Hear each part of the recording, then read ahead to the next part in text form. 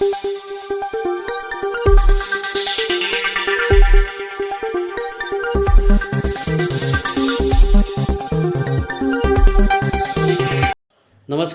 Asian news चॅनलमध्ये आपले स्वागत आहे। कळवण तालुक्यातील साखरपाडा या गावामध्ये एक धक्कादायक घटना समोर आलेली आहे। दारूच्या नशेमध्ये गावातील उपसरपंचाने आपल्या पत्नीची कुऱ्हाडीने वार करत हत्या केल्याने उत्तर महाराष्ट्रामध्ये खळबळ उडाली आहे। आरोपी असलेल्या पतीने स्वतःही कीटकनाशक प्राशन करून आत्महत्येचा प्रयत्न केला। जयराम पवार असे आरोपी असलेल्या उपसरपंचाचे नाव आहे, तर जिजाबाई पवार असे मृत झालेल्या जयराम पवार यांच्या पत्नीचे नाव आहे।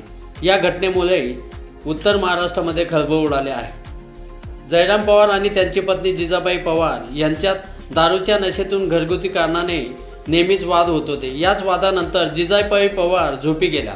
या दरम्यान आरोपी पतीने कुऱ्हाडीने जिजाबाई यांच्यावर वार करत त्यांची हत्या केली। हल्ला इतका गंभीर होता की जिजाबाई पवार यांचा घटनास्थळीच मृत्यू झाला। हत्येनंतर उपसरपंच असलेल्या जयराम पवार याने कीटकनाशक प्राशन करून आत्महत्येचा प्रयत्न केला। ही बाब कुटुंबियांच्या आणि ग्रामस्थांच्या लक्षात आल्यानंतर त्यांना तातडीने उपचारासाठी रुग्णालयात दाखल करण्यात आले। घटनेची माहिती मिळाल्यानंतर पोलीस घटनास्थळी दाखल झाले। त्यांनी घटनास्थळाचा पंचनामा केला। मृतदेह उत्तरे तपासणीसाठी पाठवण्यात आला। आरोपी विरोधात गुन्हा दाखल करण्यात आलेला आहे। पोलिसांनी दिलेल्या माहितीनुसार आरोपीवर उपचार सुरू असून त्याची प्रकृती स्थिर आहे। मात्र ह्या घटनेने कळवण तालुक्यासह उत्तर महाराष्ट्रामध्ये खळबळ उडाली आहे।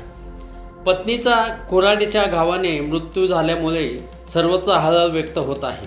आरोपी असलेल्या उपसरपंच जयराम पवार याला कठोर शासन व्हावे अशी मागणी आता ग्रामस्थांनी केलेली आहे। खुनाची घटना घडल्यामुळे ग्रामस्थांमध्ये संतापाची लाट उसळलेली आहे।